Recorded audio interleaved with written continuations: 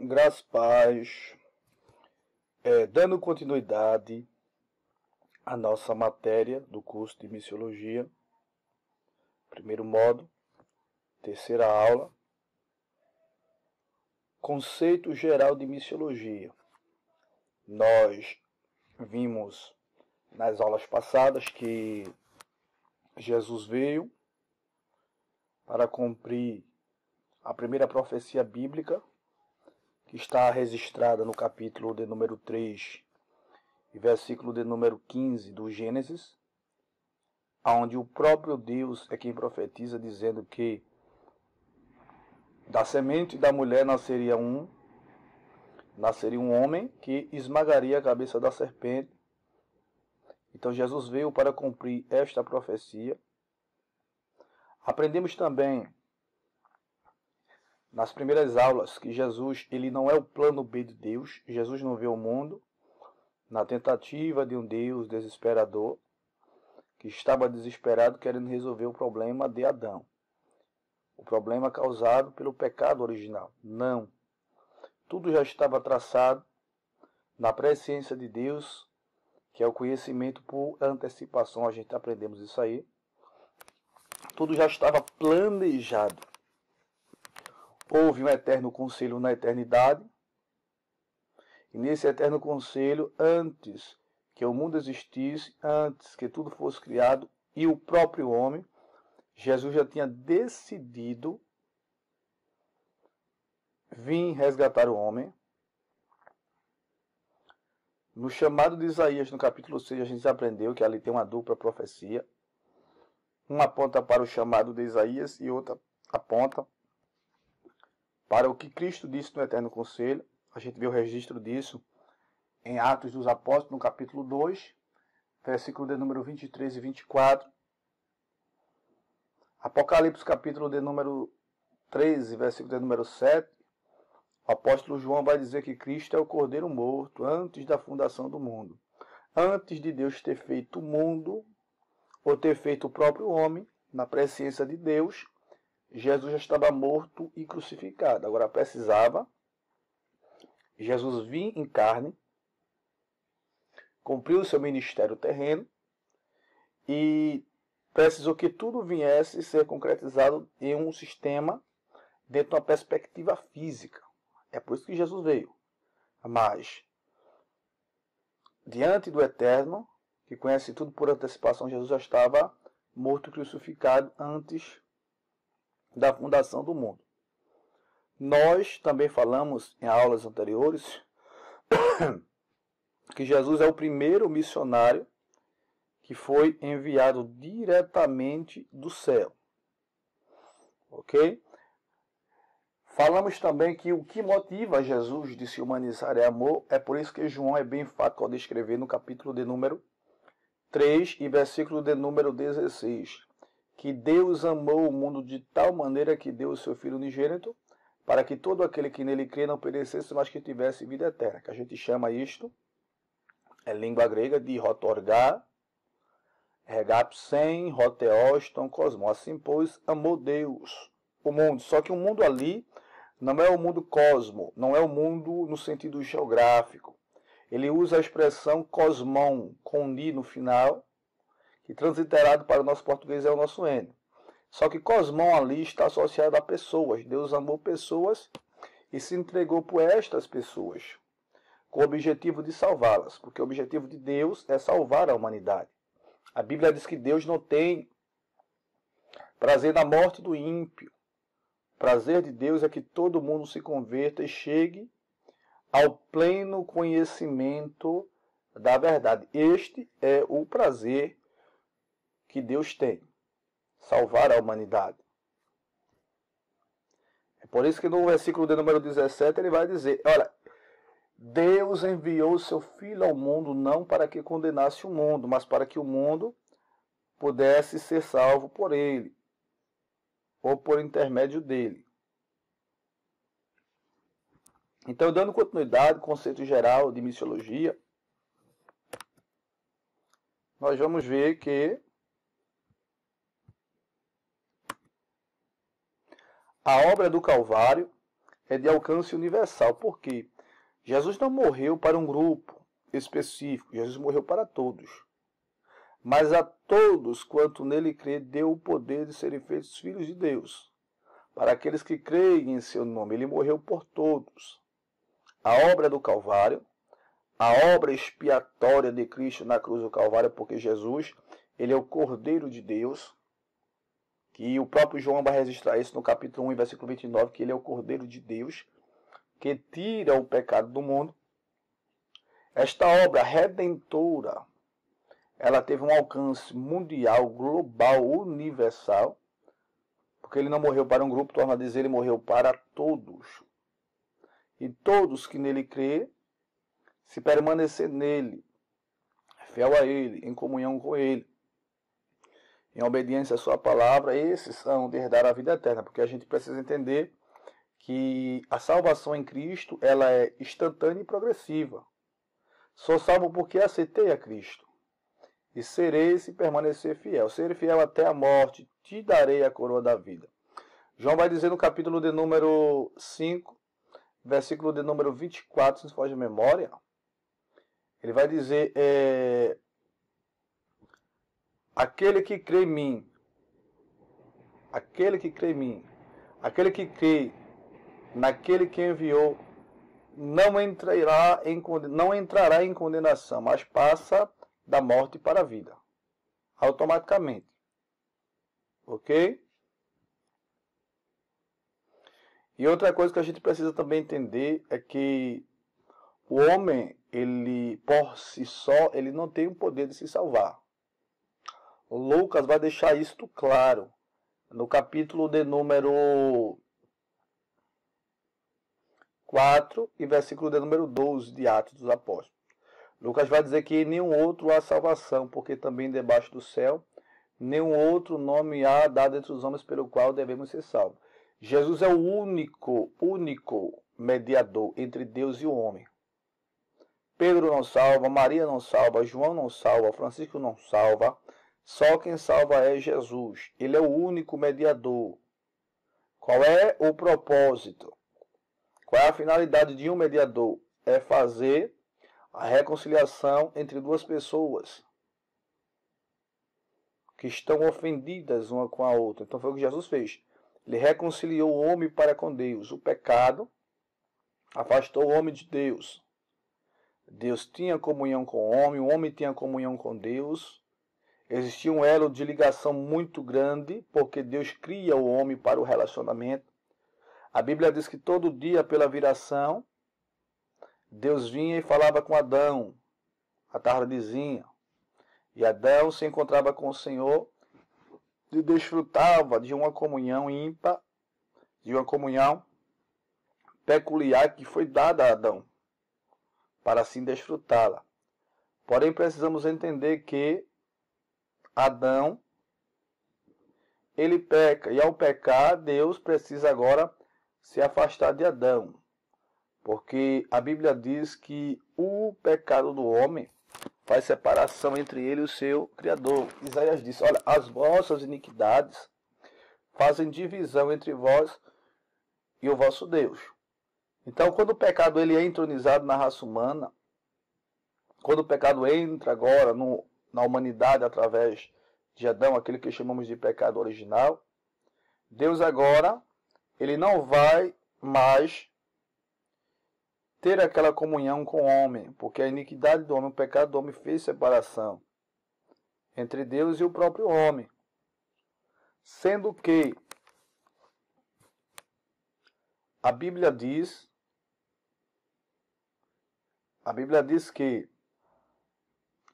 Jesus, como o mediador, aquele que veio trazer reconciliação, ele vem novamente, através da morte em cruz, unir novamente o homem a Deus. E hoje o homem tem acesso. A Bíblia diz que o véu do templo ele foi rasgado de alto a baixo, e hoje o homem tem acesso diretamente a Deus. É por isso que a Bíblia diz que ele é o único. A Bíblia deixa claro, único. Ele é o único mediador entre Deus e o homem. Não existe outro. O próprio Jesus deixa claro isso no capítulo de número 14, versículo de número 6 do Evangelho de João.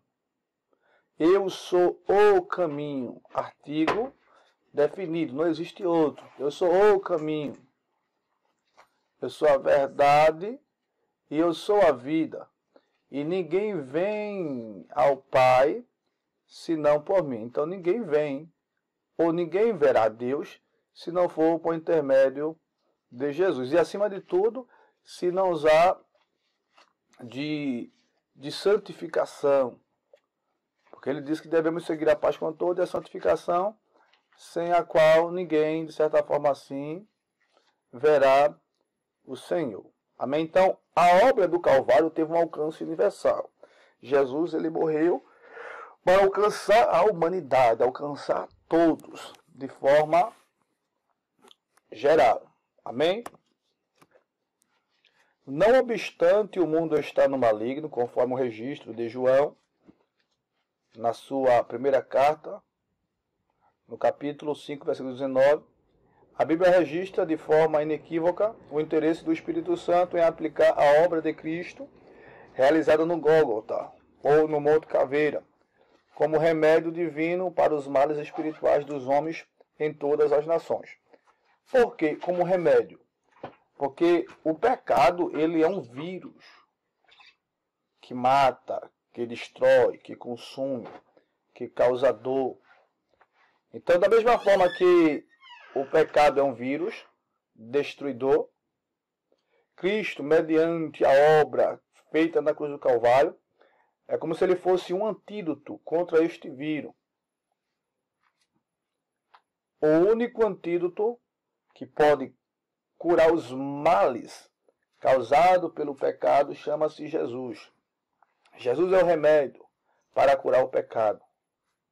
A Bíblia diz que ainda que o pecado do ser humano venha a ser vermelho como carmesim, através do sangue dele que foi vertido no Calvário, este pecado ele tornará branco como a pura lã. Amém? É por isso que Jesus, ele vivia no meio de pessoas que precisavam de ajuda e as pessoas não entendiam. Alguém ignorou Jesus por diversas formas e por diversas vezes, porque ele comia com pecadores, com publicanos, com pessoas que tinham caráter degenerado. Só que Jesus foi questionado e Jesus também indagou. Alguém olha para ele e diz assim: rapaz, se ele fosse profeta, saberia quem foi a mulher que o tocou. Como é que ele entra para ser hóspede de um homem de pecadores? Jesus olha e diz assim: olha, quem precisa de médico? São os doentes ou são os sãos? Os sãos não precisam de médico, e sim os doentes. Olha, eu não fui enviado senão as ovelhas perdidas da casa de Israel. Mostrando que ele é o remédio para os doentes. Ele é o remédio para todo aquele que necessita da cura, que necessita de alívio para os males causados pelo pecado. É por isso que ele vai dizer, em Mateus, no capítulo de número 11, e o versículo de número 28, olha, vinde a mim todos, é todos, não é um grupo específico. Vinde a mim todos que estão cansados e oprimidos, e eu vos aliviarei. Ele disse, olha, tomai sobre vós o meu jugo, e aprendei de mim, que eu sou manso e sou humilde de coração.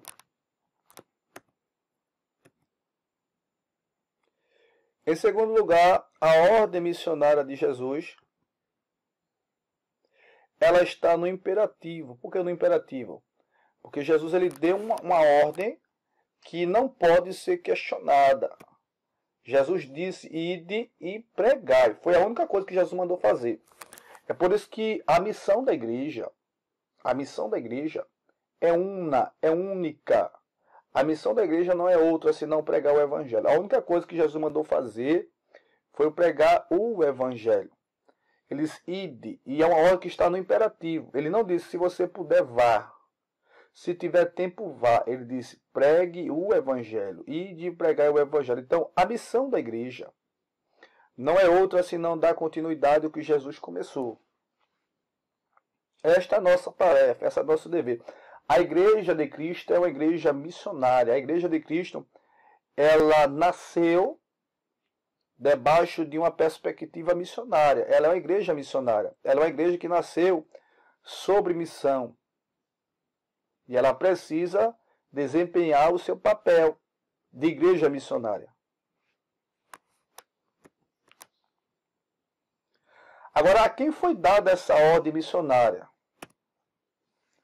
Ele vai dizer em Mateus, no capítulo 28 e no versículo 19, e de fazer discípulos de todas as nações.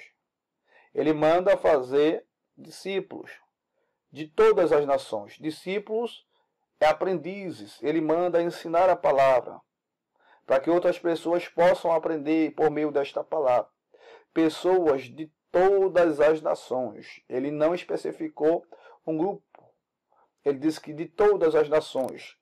Faça discípulos de todos os lugares, independente de onde esteja, de onde for, de onde estiver. Faça discípulos. E isto também é uma ordem que está no imperativo. A grande comissão de Jesus não foi dada aos líderes religiosos de Israel, tampouco aos membros do Sinédrio de Jerusalém, que era a cúpula religiosa federativa de Israel na época do Novo Testamento, o Sinédrio, composta por aproximadamente entre 70 a 71 pessoas, onde essas pessoas eram doutores da lei, onde exercia poder religioso e legislativo, e o próprio Sinédrio, eles não recebem a missão que Jesus deu à igreja.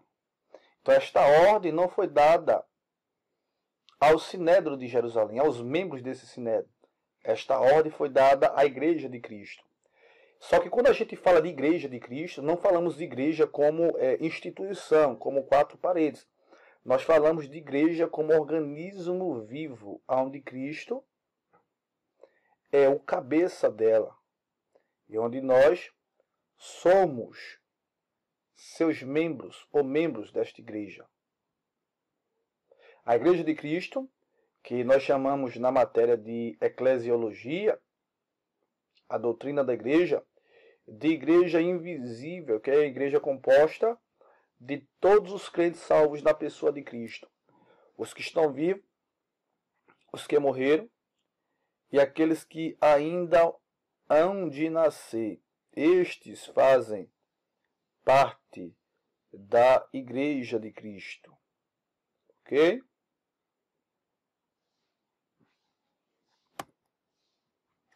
A ordem missionária foi dada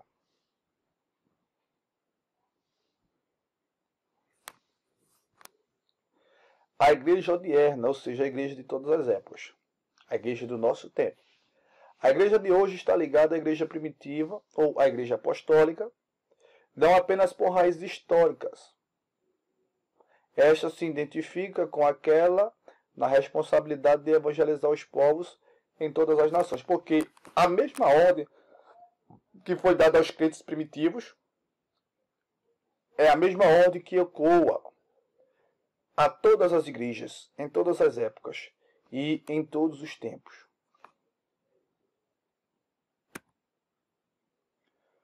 O conteúdo da ordem missionária.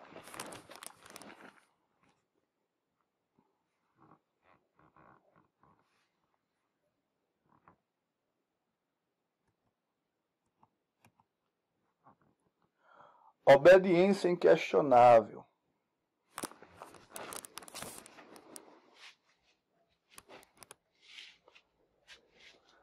Mateus capítulo de número 16, versículo de número 24, o próprio Jesus ele vai fazer uma declaração, e nessa declaração ele vai dizer o seguinte: olha, se alguém quer vir após mim, renuncie a si mesmo, tome a sua cruz e me siga. Entendeu? É uma obediência que se tornou, de certa forma, assim, questionável. Se alguém quer vir após mim, renuncie a si mesmo, tome a sua cruz e me siga. Ele não disse que seria fácil. Ao contrário, ele disse que para seguir a ele, a pessoa precisava tomar a sua cruz e segui-lo. seguir as suas pisadas, seguir o seu exemplo. Cruz, na Bíblia, fala de sofrimento. Hoje se prega o evangelho fácil, se prega um evangelho de facilidade, só que este evangelho fácil, este evangelho de facilidade, não é o evangelho que Jesus ensinou. Por quê? Jesus não disse que seria fácil, ao contrário, ele disse: olha, se alguém quiser vir após mim, renuncie a si mesmo, tome a sua cruz, que é um símbolo de sofrimento, e depois me siga. Jesus deixou claro em João, no capítulo de número 16, e no versículo de número 33, que no mundo teríamos aflições, mas que da mesma forma que ele venceu o mundo, a igreja também iria vencer. E a Bíblia diz que em Cristo Jesus nós somos mais do que vencedores. Amém? Então, a obediência de Cristo, ou a Cristo, deve ser algo inquestionável. Eu aprendi durante o princípio de minha fé que toda obediência ela é um ato de sacrifício, mas nem todo sacrifício é um ato de obediência. Por que toda obediência é um ato de sacrifício? Porque obedecer não é uma tarefa fácil. Se dizermos que obedecer é uma tarefa fácil, estamos mentindo. Porque obedecer não é uma tarefa fácil, mas é necessário obedecer. E obedecer a Deus se torna um privilégio. Por quê? Porque você obedece por amor. Você obedece porque você sabe que esta é a vontade de Deus para a tua vida. Então, dentro do conteúdo da ordem missionária, Deus deu uma ordem a esta igreja, e esta ordem deve ser seguida e deve ser prestada em obediência. E esta obediência precisa ser uma obediência inquestionável. A primeira palavra da ordem missionária de Jesus é ide. Esta palavra vem de um verbo de ação, no modo imperativo. É uma ordem que não pode ser questionada, que não pode ser assim negociada. Jesus não fez negociação, ao contrário, ele disse: vá, é necessário ir. Esta palavra é um verbo no modo imperativo, exigindo uma ação decisiva. Ok? Jesus também, na ordem, a grande comissão, ele também deixou algumas instruções. Ele disse: olha, ide, mas também ensine as nações. Por que ensinar? Porque a palavra de Deus ela deve ser priorizada em nosso ministério, em nossa vida como missionários da Igreja do Senhor. A igreja primitiva ela cresceu muito durante o longo da história, cresceu de uma forma assustadora, de uma forma extraordinária, porque era uma igreja que preservava a palavra. A Bíblia diz que eles perseveravam na doutrina, a doutrina é ensinamento dos apóstolos. E em meio às perseguições, tanto do sistema religioso, do próprio Sinédrio, como também do Império Romano, em meio a tanta perseguição, a igreja crescia muito, de forma assustadora. Você observa que Jesus, na grande comissão, ele vai dar uma ordem que o povo ficasse em Jerusalém, porque do céu eles seriam revestidos de poder. Essa ordem foi dada aproximadamente a 500 pessoas. Só que depois de 10 dias de oração, apenas 120 pessoas estavam ali no cenáculo. Isso indica que 380 pessoas recuaram, não permaneceram até o final. E a promessa cumpriu na vida daqueles 120, porque na realidade, quem estará ao lado de Jesus será a minoria. Não é que Jesus queria ou queira que seja minoria, é porque nem todo mundo quer renunciar, nem todo mundo quer fazer o seu papel como igreja do Senhor, como deve ser feito. A Bíblia diz que existem 10 virgens, 5 será levada, 5 será deixada. A Bíblia diz que estando 2 no campo, um vai e outro fica. Estando 2 no moinho, um vai e outro fica. A Bíblia diz que muitos são chamados e poucos escolhidos. Paulo ele usa uma expressão em 2 Tessalonicenses 4, que ele diz assim: olha, os que morreram em Cristo ressuscitarão primeiro, depois nós, os que ficarmos vivos, seremos arrebatados. Só que a expressão nós ali, em língua grega, é polepomenoi. O que seria poimenoi? Seria remanescente. O que é que Paulo está dizendo? Depois, os remanescentes seremos transformados ou arrebatados. Então, remanescente não é a maioria, e sim a minoria.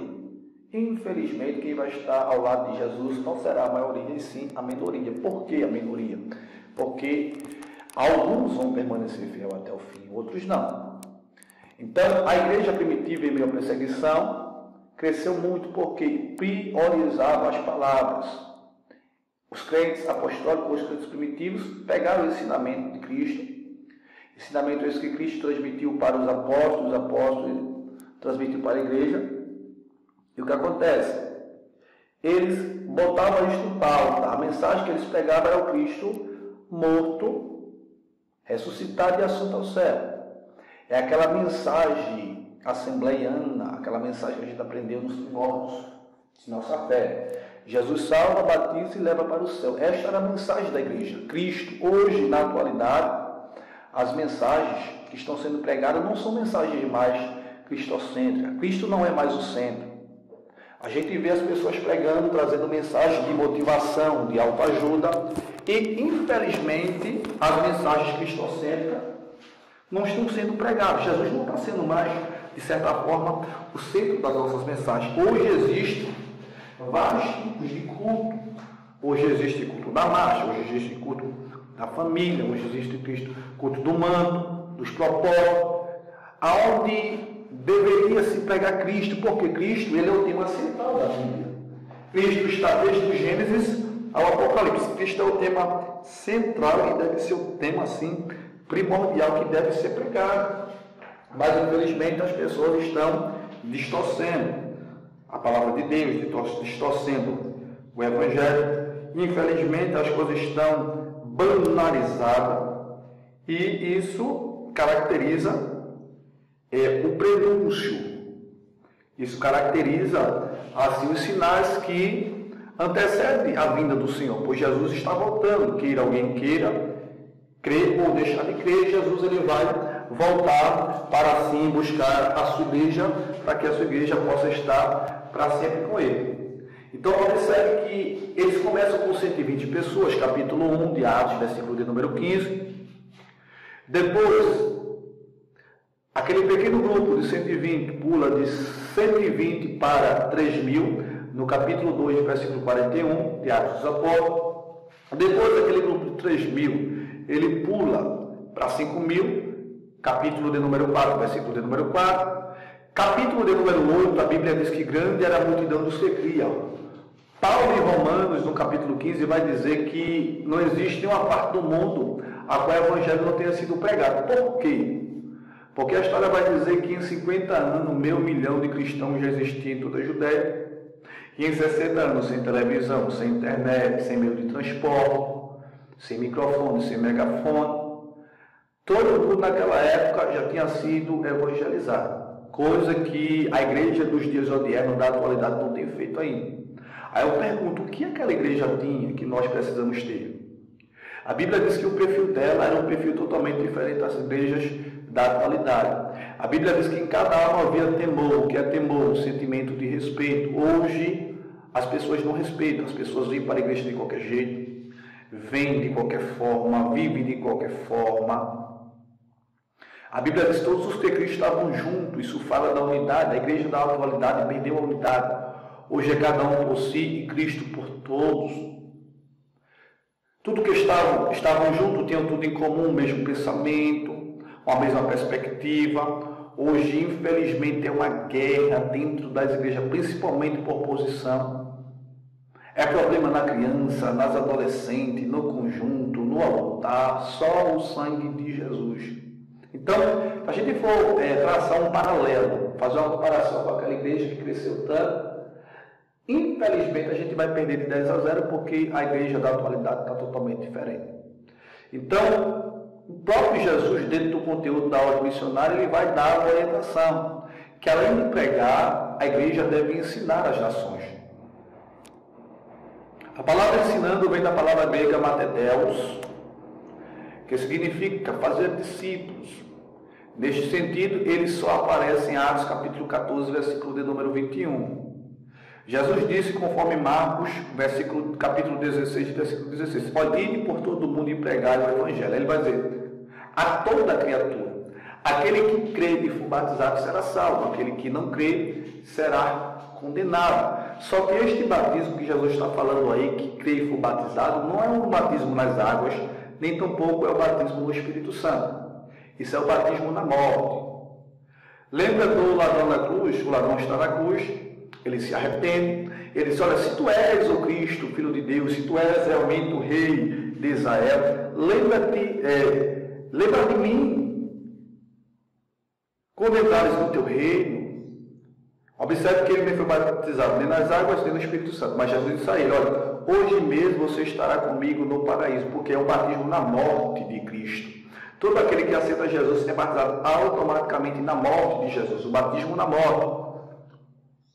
Lucas, escrevendo em Atos dos Apóstolos, capítulo de número 2, versículo de número 37 e 38, ele vai dizer assim, olha, arrependei-vos e seja cada um de vós batizado em nome de Jesus na morte, para perdão dos pecados. Aí depois ele diz, e recebereis o dom do Espírito Santo, que fala da manifestação do Espírito Santo.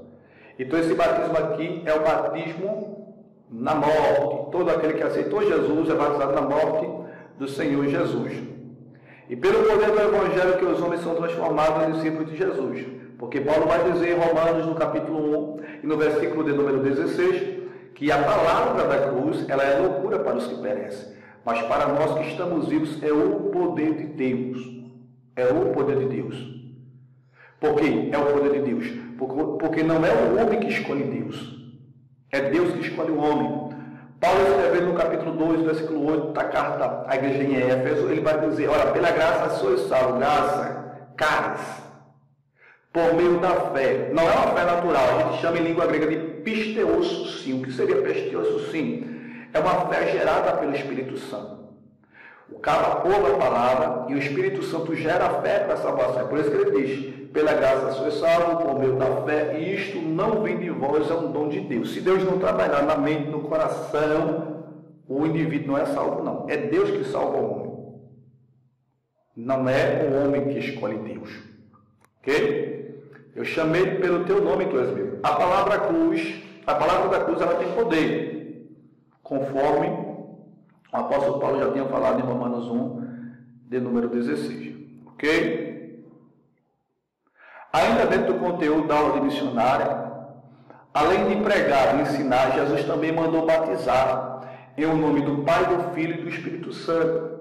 Só que o batismo bíblico, o batismo que Jesus nos ensinou, é totalmente diferente de alguns batismos que aparecem aí. A igreja não batiza criança, ok? A igreja batiza pessoas adultas e não por aspersão, aquele batismo onde bota a água na cabeça. Todo batismo bíblico é por imersão. A palavra baptizon, que é batismo, significa imergir, que traz a ideia de sepultamento. É como se você fosse sepultado com Cristo no batismo e ressuscitasse com Ele após o batismo. É por isso que Paulo diz, olha, se já ressuscitasse com Cristo, buscai as coisas que são de cima, onde Cristo está sentado à destra de Deus. Pensai nas coisas que são de cima e não nas que são da terra. Ok? Então, além de pregar, Jesus mandou a igreja ensinar e também batizar em nome do Pai, do Filho e do Espírito Santo. Precisamos entender que a salvação não está condicionada ao batismo. Se batiza porque é uma ordenança da igreja. Mas ninguém vai ser salvo por causa do batismo. Ok? É necessário crer, ser fiel, ser batizado. Por quê? Para participar da Santa Ceia, que duas ordenanças da igreja eram cumpridas na igreja apostólica e é cumprida em todas as igrejas de todas as épocas, é o batismo e a Santa Ceia. Salientando que o batismo judaico, ele não era mensal como é os nossos batismos. O batismo judaico, ele era semanal. Além de ser semanal, as pessoas ainda banqueteavam. Além de pão e vinho, eles tinham um grande banquete. Só que Paulo vai chamar os crentes de Corinto, porque os crentes estavam bagunçando no momento da Santa Ceia. Os crentes estavam comendo, não estavam esperando pelo outro. Ele fala assim, olha, aquele que tem fome, coma em casa. O batismo em água fazia parte da ordem missionária de Jesus. Os salvos devem, pelo batismo, unir-se à igreja. Os apóstolos praticavam esta ordem e a igreja, nos dias odiernos, também pratica. Deste modo, foram batizados que de bom grado receberam a sua palavra. Naquele dia agregaram quase 3.000 almas, tá certo? Então, semana que vem, a gente vai sim dar continuidade, falando sobre o ensinamento, aguardar as coisas que ele tem mandado, ok? Deus abençoe.